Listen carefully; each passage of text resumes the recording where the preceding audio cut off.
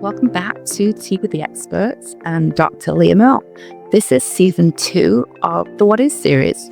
I'm Dr. Leah Merle, counselor educator, trauma-informed coach, and lifelong advocate for compassion, curiosity, and courage in how we live, work, and connect with others.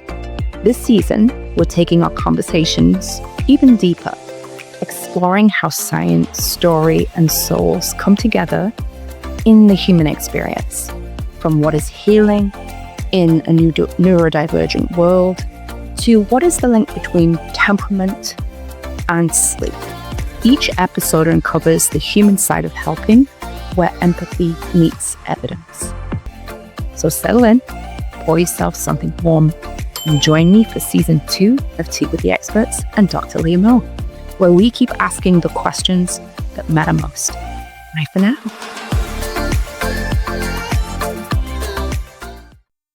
Hi, Katy. It's so good to see you. Welcome to the podcast. Thank you very much, Leah. Thank you for having me. Oh, it is my pleasure. I know we've been kind of trying to organize this because we're both mums, we're both in education, we're both in leadership. So I just really am excited about this conversation with you. So thank you so much for being here. Thank you very much. Yeah, it's one of those cliche moments, I think, of us trying to program this in as working mums is exactly the topic of the conversation today, and it's just come to fruition finally. It really has. I know. And I think, we all have different identities, and the intersectionality of that is, for me, something I'm really interested in when I'm, in the business of people. But when you hear the phrase working mom or working mother, kind of what comes up for you, both like personally, but also professionally? I think it's one of those sayings or phrases that it almost brings to mind immediately for me an element of guilt, I think. And I know that may sound strange to some people, or it might actually resonate and be quite recognizable to people. And the reason I say that is because for me personally, in my experience to date, I think often I feel guilty, whichever one of those parts of that role that I'm sitting in at that particular moment. So if I'm at work, I'm probably feeling a little bit of guilt that I've rushed my child or my children out of the door that morning, perhaps a little bit unnecessarily to get to work, or I've forgotten to give them something that they needed, which inevitably happens quite frequently. But equally on the other side, when I'm being a mum at home, that I should be probably doing something for work that I didn't get through that day, and that element of guilt about the job. So yeah, I think it's probably something that when I hear the phrase working mum, for me, it brings up an innate feeling of guilt, which is sounds sad, but actually I don't necessarily sort of mean it to come across that way. It's actually something that does motivate me as a bit of guilt, because it almost pushes you on to try to be better than you are right now. And I'm very much about learning and developing myself, whether that's as a parent or at work. So yeah, it can sometimes have a negative connotation, guilt, but I think it can lead to positive, progress in whichever part of that role you kind of are experiencing at that moment. Yeah. And I think it's that balance. How do you balance both the personal and the professional when that guilt comes up? Because I completely agree with you. When that comes up, for me, I have a 18-year-old, I have a nearly 16-year-old, and then I have a little as well, a 9-year-old. And so they're all at different stages and they're all at different developmental periods. But also the work that I do, when I'm supposed to be at work, I have to be at work.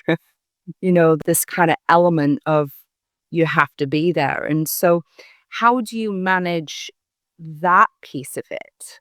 When you... Yeah, I mean, very, very similarly to you. So I'm a parent, a mother of 3 girls. So all 3 girls. My husband has a lovely time in our house of women, and even our cockapoo is a female. So he actually does really enjoy that. And he's a typical girl dad. But I think they're all very similar in terms of the spread of ages as well. So I'm a very, very lucky individual that I am a step parent to a wonderful 25-year-old young lady who came into my life when she was just 8. So I've had many happy years of being somebody special to her, is how she would probably describe it. And then I have our 13-year-old daughter and 6-year-old. So very similarly, that spread of ages, very, very different moments that they are going through in their lives because of their ages, really. So I think that spread of ages, and you may experience this as well, Leah, is also a challenge actually, just in itself as being a mum or a parent. I imagine it's similar for dads too. So being able to not only balance that widespread of ages and different moments that your children are at in their own lives, but that balance with the job as well and working full time is not easy. But I think the biggest thing that I try to draw upon is finding those moments with each of them that means something to each of my children. So my oldest now has moved out and she's bought her own house with a partner, working full time herself. So actually it's probably the most difficult with her, despite the fact that she's actually an adult and self-sufficient, to find those moments to have just of her and I. And actually sometimes it's just those conversations on the phone. She lives around 15 miles from here. So it's not a kind of, call round after work on a night often, sadly. But finding those moments and actually prioritise and having those moments with each of them on their own, I think is a really good way of trying to balance the mum bit as well as the work and mum aspect. But also I think being a bit, and I've failed massively with this over my, time period as a parent, being able to kind of, as best we can, compartmentalise when you're a mum and when you're at work. I mean, I work in education, as you know, and you've sort of mentioned there. And education, for anybody who is working in the same industry, like many others, isn't a 9 to 5, you leave it at work and you walk out the door kind of industry. So it does inevitably have its times where, I do work at home, whether it's marketing, planning, I work in a leadership role now. So it might be working, with staff or driving marketing campaigns and things. So, some of that work is at home and it's because I've chosen to do it that night or that weekend. But it's being able to make sure that the kids understand when they're important and when it's their time. And I think I genuinely have epically failed and probably let them down, at periods of being a mum, like often many people probably may recognise that. But it's about really trying to learn from that and thinking, okay, how can I prevent that from happening again in the future? And knowing that we're not perfect, I think we all try to be perfect in many ways in aspects of our lives, but it isn't always going to be like that. And accepting that is a hard thing to be able to get to, sort of, in your thought process. But the way I see it is that certainly, for younger children, they're little ones. This is their one childhood. So remembering the time that mum was there or helped you with your homework, listened to you read, and wasn't scrolling, social media on the phone or checking work emails, which I still do now. But I try to be quite active about the fact that I do that and stop myself. But that is very difficult to do, isn't it?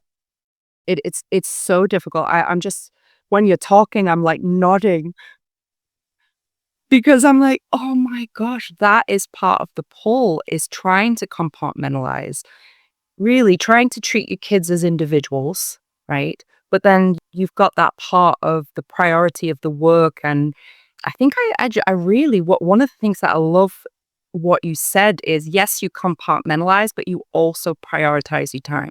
And I know I failed with that too, over and over again. It's a real work in progress for me because, when my little one says to me things like, oh, mum, you got to check your email again, or right, or oh, mum, right now, do you have to do that? Is this a call where I'm not allowed to be here in the room, or whatever it is, and those things, because that is the way that it is. It is what it is.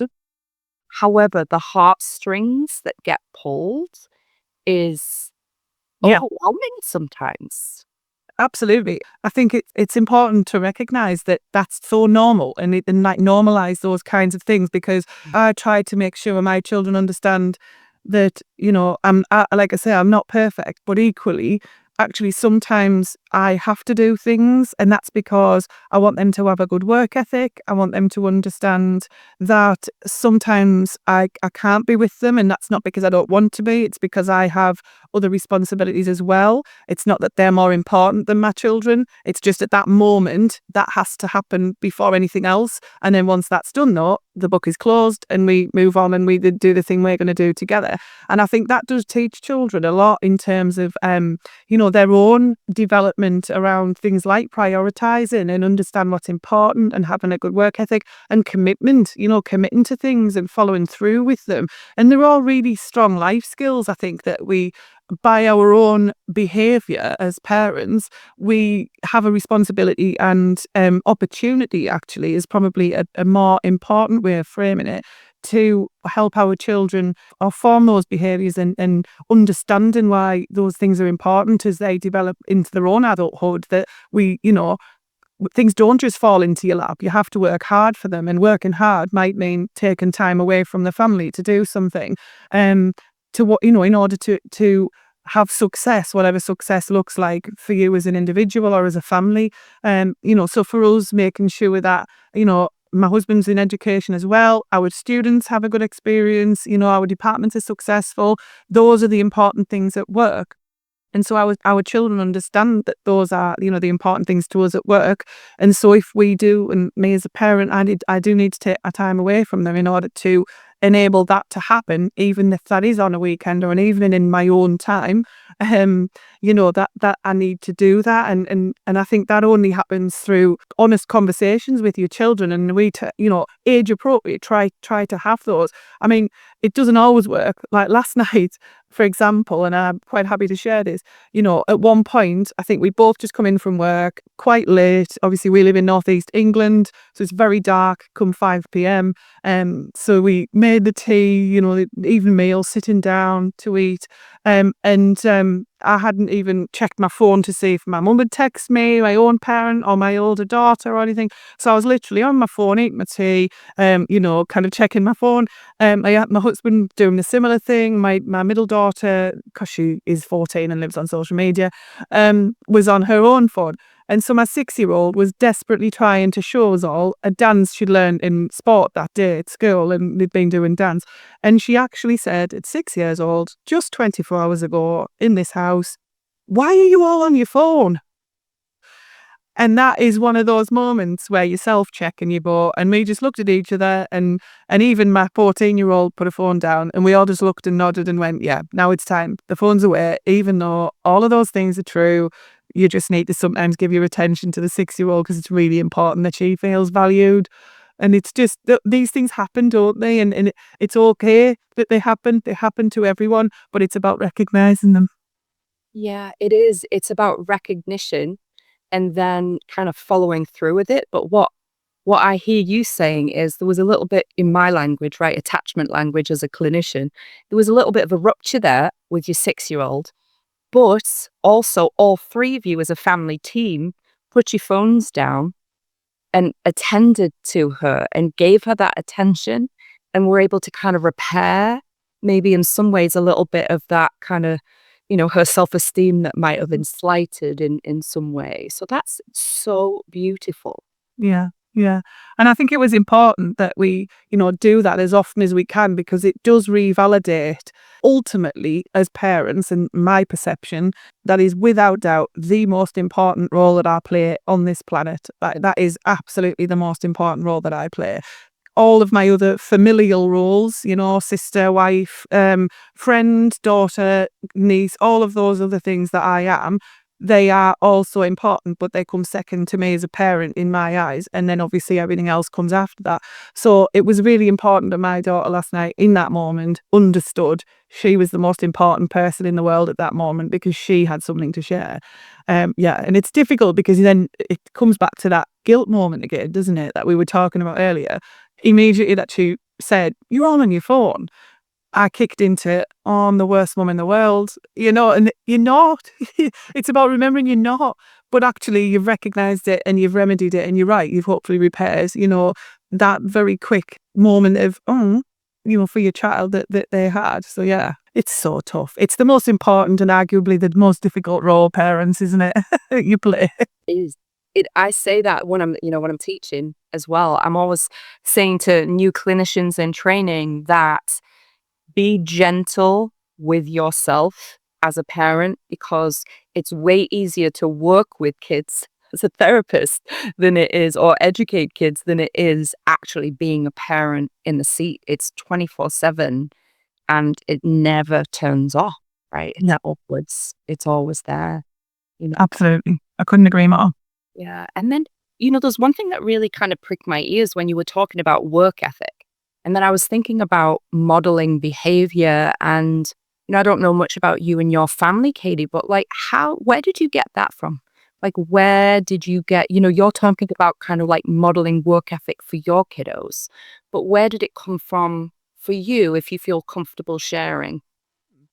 Yeah, so my parents both have worked their entire life. My dad left school aged, I think, 13 or 14, with a swimming certificate and a metal rod that he made in metal shop. No qualifications to his name at all. And that was just, he's just gone 70. So he's from a certain generation. And in England, that many years ago, that was relatively accepted as okay. So he worked very, very hard to become a successful detective in our local police service, and had a fantastic career. Worked all the overtime, additional hours that brought an opportunity that he could have to do that he took. Whilst my mum was training in later life, so when I started school, she went to university to train to become a primary school teacher. So my mum had 3 children under 6, and she was a full-time university student, and then ultimately qualified and started a fantastic career as a primary ed teacher and ended up as a head teacher ultimately. So I think having those two parents myself initially, before I then met my husband, and I'll come up to talk about how he's impacted my life, I would say, um, is that I feel as though I was always surrounded by certainly my immediate parents, and then my grandparents similarly, both sides had that work ethic that it was so normal, that I didn't ever, it, and I probably still don't, probably subconsciously think like this. It isn't really on my radar to not work hard and to not try, even if you fail epically, like we've talked about, epic fails in parenting, not to kind of have that strong work ethic. So I think because it's so innate, it's just naturally come through into my approach with my girls and my husband's too. I think that then was sort of cemented even further in my early adulthood, because I then met my husband when I was only in my early 20s. So we've been together 18 years nearly.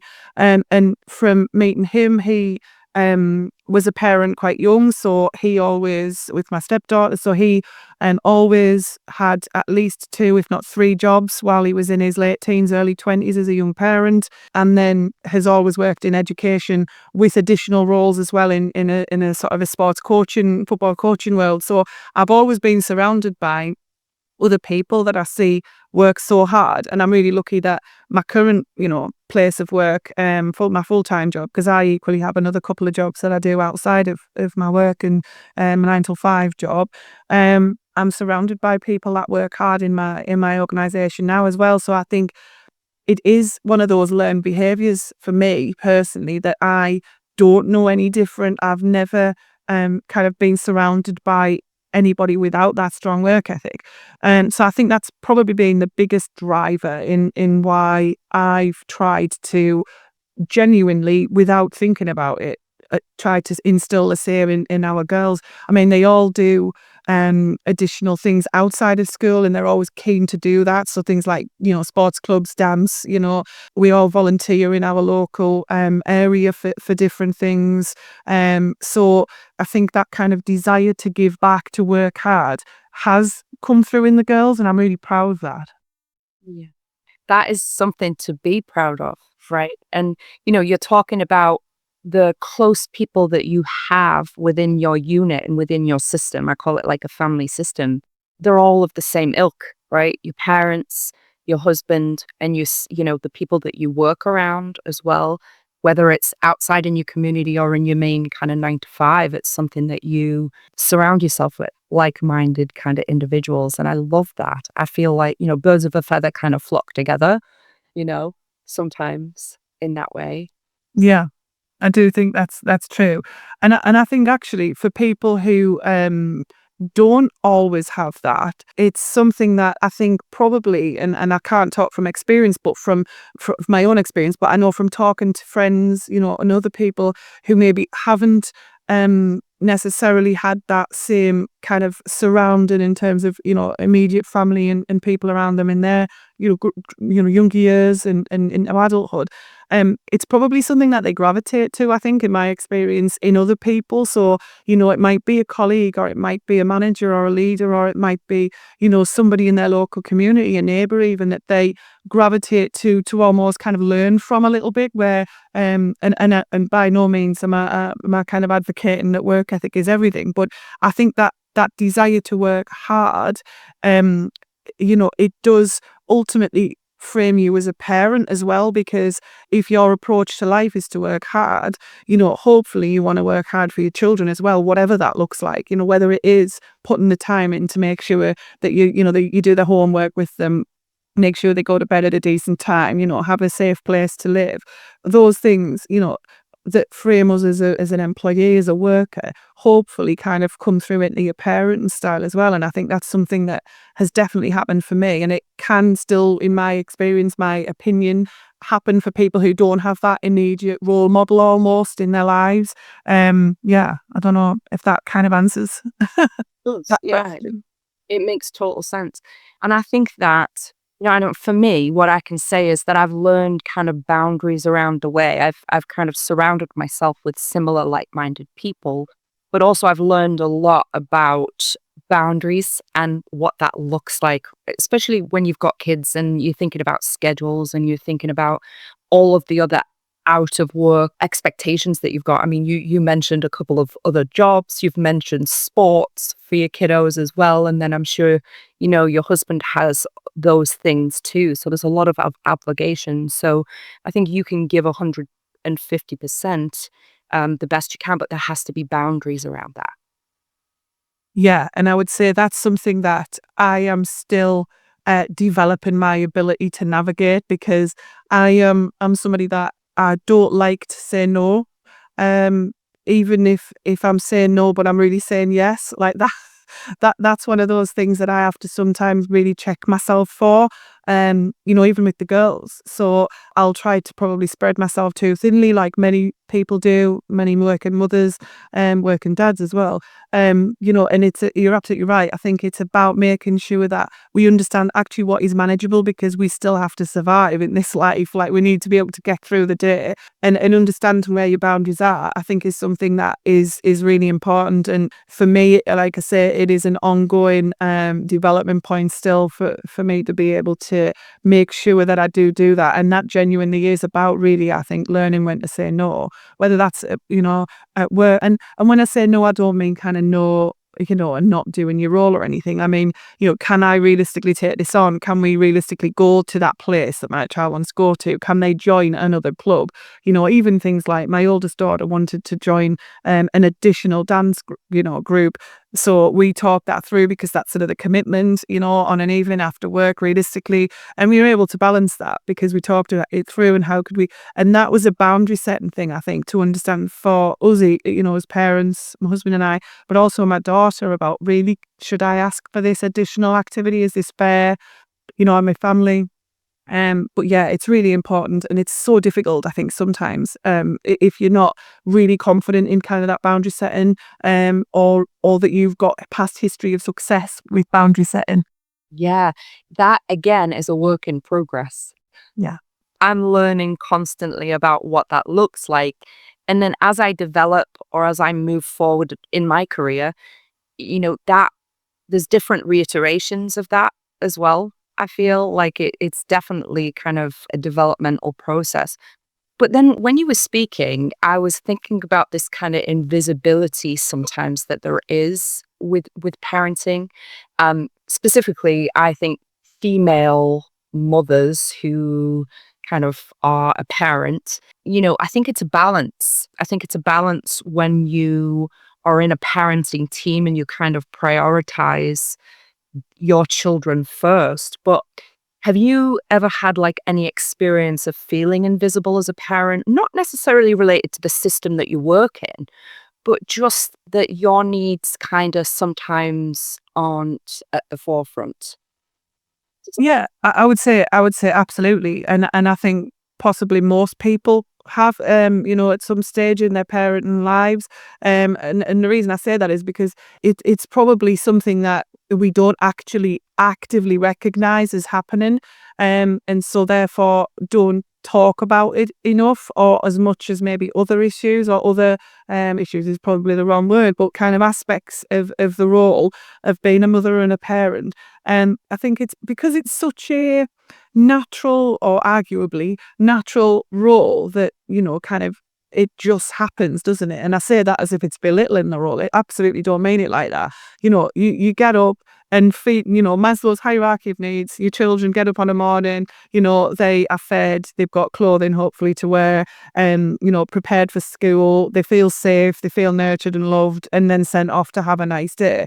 Like all those things in our house, thankfully, pretty much most days, some days not, but are a well-oiled machine, unless somebody's woken up on the wrong side of bed, as it were. But generally speaking, they become, kind of quite subconscious that they happen. And I think that's the times when sometimes maybe you do start to feel a little bit invisible, in terms of your needs, your wants, what are your choices that you would want to do if you had all choices available to you on that occasion, on that day.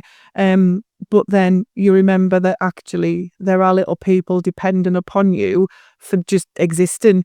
And actually, there are times where it's okay to feel invisible and be that invisible person at that moment, but then remembering that at some stage, actually, you are important as well. And and I think that's where, our friends and things, talking to them about how they manage their time in terms of having some time for themselves and things. I'm somebody that I don't choose and I don't get a lot of time by myself, as in kind of to sit and read or, go for a walk or anything like that. And that's fine for me because at the moment I understand that's not something realistically that I could fit into. Certainly my perception of what my day is. Actually, if I really, really looked at it, I probably could. But I think I'm probably, in that moment of acceptance of being okay about that, kind of invisibility to a degree. But then remembering, actually you're also a member of a couple. So that's really, for those of us who are as parents, that you have a role to play there, and it's important to prioritize that role and having that time together, which invariably becomes almost invisible when you're parents, unless you've got very understanding grandparents and things, to babysit or whatever, to allow you to kind of have some time together. But that I think it's the point I'm getting at. I think it's about being okay with being invisible sometimes, but being able to recognize actually now it is a time for me, and that's going to be less when you're a parent. But ultimately, remembering they are only little for a period of time, and once it's gone, it's gone. And that's something I try to cling on to with both hands. Every time there's another Christmas, every time there's another birthday, I feel lucky to have experienced it with my children, and it's another one gone as well. So it's kind of a bittersweet moment, isn't it?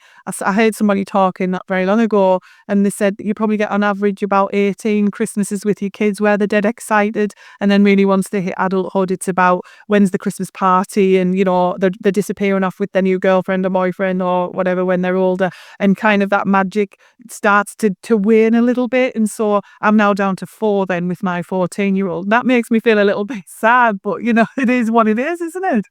Oh, it is. Gosh. And I had the same type of thoughts this Christmas as well, because my eldest just turned 18. Okay. And Christmas for me and my family specifically, like my biological parents and family, is really important. And so it's a real special holiday. So I always kind of try and have that special time. But my kids also live away.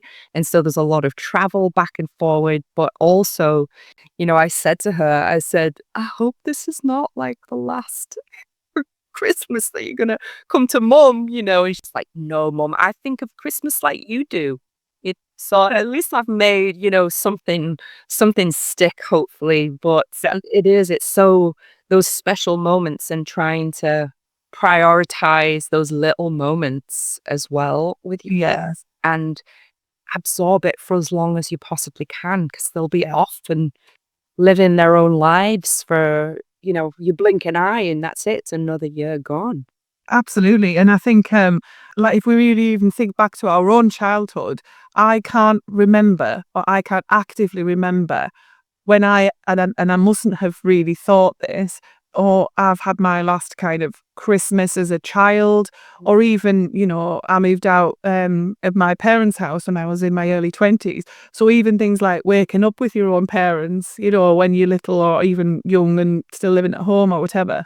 And, you don't really think of those lasts for yourself, do you? But actually you do for your children. So now we've had the first Christmas without my oldest daughter living with us, and it was different, but actually last year we weren't really that conscious that that was the last time she was going to wake up with us and watch her sisters open her presents in the live moment. We had FaceTime, video call on, but it's not the same, and you don't really actively consciously think of these lasts until they happen or until way after they've gone. And it's really important to like live in the moment, I think, isn't it?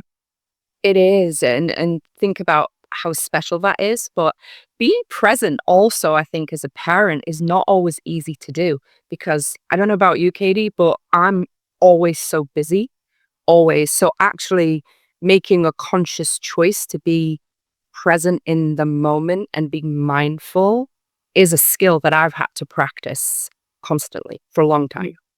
Yeah. And I think it's got harder, and it will get even more difficult, with electronic devices. And I'm not a hater of them. In fact, I love electronic devices. I love, using digital. It's a passion of mine. But I think I'm as guilty as any other person that's probably listening or experiences this, that, you just think it's just one email, it's just one quick text message, but all of those things add up. And that really does remove you from being present in that moment, whether it is with your child or with somebody else. Again, coming back to kind of my working role, I made a conscious choice a couple of years ago that as I have a phone that I use for work and at home, so it might be somebody ringing me for work, or it might be, personal call, it's all on the same phone. And I made a conscious choice that when I go to a meeting now, I'm not going to take my phone with me, because if I do that, yeah, I'm too accessible actually for people, whether that is at home or whether it is work related, people trying to get hold of me. At that moment that I'm in a meeting with somebody, it's just about me and that person, if I'm with one person or a group of people. And what does that say about me if I can't give them my attention in the time that I allegedly have dedicated to spend with them? And it's the same at home. If we can really think about, actually, I'm supposed to be reading a bedtime story here, and I absolutely do not succeed with this on a daily basis. It's again a work in progress. But do I take my phone in with me when I do that, or do I just leave it on the charge, downstairs or in my own bedroom? And my daughter knows at that time we're just reading a bedtime story, and mum's phone's not going to go off, or if it is, it's not going to be too easy to quickly just check it and her attention's gone from me. And it does say a lot about what we think about people and the respect that we have for them, the level of commitment that we've got in that moment to them about whatever it is we're talking about or dealing with, or the activity that we're doing. And I just think as parents, we try to be one thing to everybody, often at the same time, and electronic devices are absolutely the vehicle to that happening. So I think you see lots of things on social media, don't you, about greet your child at school, with a smile, not a phone and a head down. That is so true for me. If your child's missed you all day and you've been out of your, attention for, out of your company, sorry, for, 5, 6, 7, 8 hours, however long their school days, they're really excited usually to see you at the school gate. I'm unlucky in many ways because I don't get to pick my daughter up until a Friday. But I'm very lucky that I get to pick her up every Friday because of my working pattern. So I long for that Friday. And I know she does too because her dad comes with me as well. So she gets to greet both of us with a smile, hopefully not an electronic device, and tell us all about her day. And that's a really important moment, isn't it? And to be present in those, and other people will have similar moments. So it's about a bit of self-management, I think, and again, knowing you're going to fail sometimes, but just always trying really hard to be conscious of being present. Oh, gosh, I got goosebumps when you were talking, Katie. I really did, because it's just so real. Yeah. It this is real life that we're talking about here. And I do have a question. The question that popped into my mind is, how does somebody cultivate that, right? How have you practiced that? How have you cultivated that? The boundaries that you're talking about regarding being present in the moment and giving everything to the environment that you're in. Because I've seen you do that in meetings before, and I think you're masterful at that, to be really honest.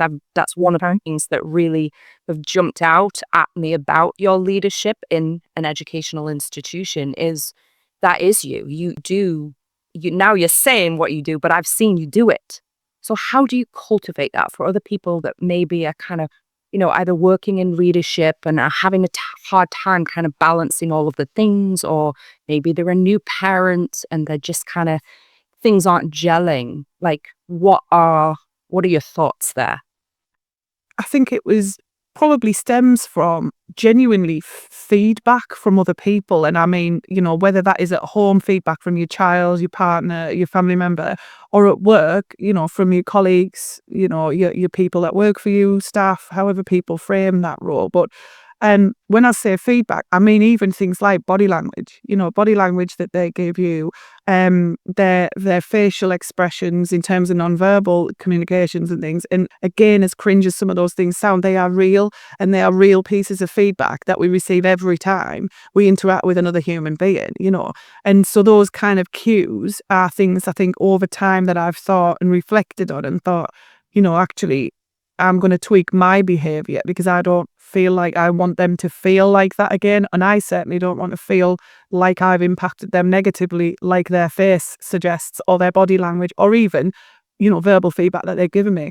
So I do think that's been something that has been kind of, developed for me over time in interactions. And I mean, I teach criminology and sociology in my day job when I was teaching. So those kind of interactions with others are really interesting to me. And I think that kind of approach to people feeling important in that moment is so important to me.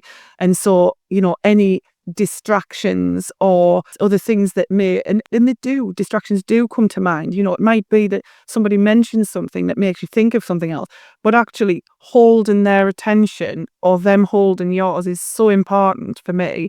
I come back to nothing less than listening to your child read or reading them a bedtime story. That's such a big moment for them that they are putting themselves out there. My youngest is 6, trying to read certain words that are difficult. It's a vulnerable moment, isn't it? And someone's going to maybe judge you. And I'm not saying that a 6-year-old arguably understands all of that concept, but actually I can tell my daughter is starting to feel those moments of like being a little bit embarrassed because she's getting a bit older now. When they're younger, it's showtime, isn't it? When it's, can you do a dance for me? And nobody, generally children, broadly speaking, perhaps at that age are less interested in kind of feeling embarrassed. But, just listening to somebody read, they are putting themselves out there in a vulnerable position. And so actually being able to listen to that and give them the respect that that vulnerable moment deserves is important. And it's the same when, for me, when I'm talking to any colleagues at work, in my day job, my students even, if they've thought enough to either ask or agree to a meeting with me, if I've asked for it, a discussion, or they've asked and they've reached out to me. If they've thought enough to agree to a meeting or ask for a meeting with me, they deserve my time in that moment if I've put it to one side for them. And I find that such an important concept. I try to commit to it. And my approach, like I say, is as I've mentioned. So I think that's probably where it comes from. I think it's been cultivated, as you asked, through kind of a developed appreciation for respect for others in a moment. And I think that's not to be devalued. Beautiful. Wow. Profound, actually, I have to say, because I think that the way that you're explaining it is so simple, but yet to use it and implement it as a repeated behavior, I think that, wow, it's just incredible. And I mean, you teach criminology and sociology still, Katy? So at the moment, my role, I don't have a teaching commitment at the moment, but that's quite a recent thing within the last year. Yeah. Yeah. Just the way you talk about it, obviously, I realize that that's your history, but you spend a lot of time in leadership now during the day, right? And you're constantly training other people. You're always in meetings, I'm sure. So that is a lot of being on, I would think, Yeah. for you during the day. And then Yeah, go, yeah, I would agree, and I think it's important to really. I mean, I watch other people, so I love to learn from others. So, meeting with another person is an opportunity to learn. So whatever it is, it might be that they have a topic they want to discuss with me. But if they do, there's definitely learning for me to be had in that moment, and whether it's behaviour or actually the content of what they're sharing. There's a learning opportunity there every time.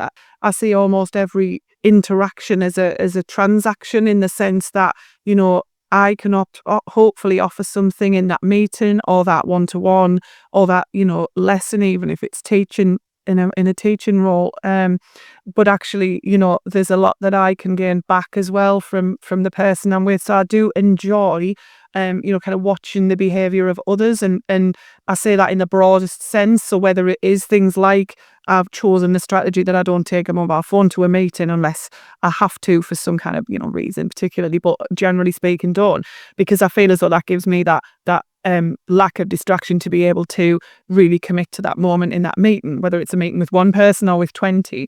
They got my undivided attention, hopefully. So I think it's kind of come from that place really, and that understanding or appreciation that person's time is precious, and that respect I have, that, like I say, that they've chosen to have a moment with me, whether it is a meeting or if it's more of a kind of in-depth conversation really. and talking about time is precious, I'm realizing that I could probably talk to you all day, Miss Katy. However, thank you for this conversation and just bringing your most authentic best self. It has been a joy for me. It really has. But I do have one last question, if that's okay with you. Of course, yeah. And the question that I've got is, if somebody's listening to this episode that maybe in some ways is just struggling with being a parent and working, at the same time, whether it's a mom, a dad, whatever it may be, or a parental caregiver, right? Because sometimes there are grandparents raising kids, aunties raising kids. But what would you like to leave them with? What would you like to say as we kind of close our episode today? I think the biggest thing is remember that they love you, and all they're looking for is your time, a little bit of your time, and that goes so far to validating that love that they have for you, to whoever that little person, young person or older child is. Ultimately, if you're their caregiver in any of those roles that you quite rightly outlined there, Leah, they just want a little piece of you in that moment. And actually, most of the time, it's okay to just give them that moment, and nothing else really, really matters, whether it's work, whether it's, financial stuff that you've got on at home, or you're due to go to an appointment or whatever. If that, that child, that young person, that adult child, needs you in that moment, just remember it's because they love you and they've reached out to you and they've chosen to talk to you, and you're their person. That's how I see my role in our house. Me and my husband, we're our children's people, in the sense that if they don't look to us, where are they going to look? And just remembering that that's how special you are to them, and never losing sight of how special you are to them, because I think it's a really, really super duper miraculous role being a parent. It's the best thing. Every time anybody ever tells me they're expecting a baby, I always say it's the best role you'll ever have, or due to become grandparents and things, you know, it's the best role they'll ever have. And I think it's just about remembering that. And it's really, really, we're really lucky to be parents and grandparents and anybody that's involved with young children like that. I just think, you know, remember the role that you play. It's very important. That is a wonderful place to pause. I agree wholeheartedly. It is the privilege of my lifetime to be a parent. That's how I feel. So Completely agree. thank you, Katy, so much for being here today. I really appreciate it. And hopefully I will see you soon. Absolutely. Yes. Thank you very much. All right. Don't go anywhere.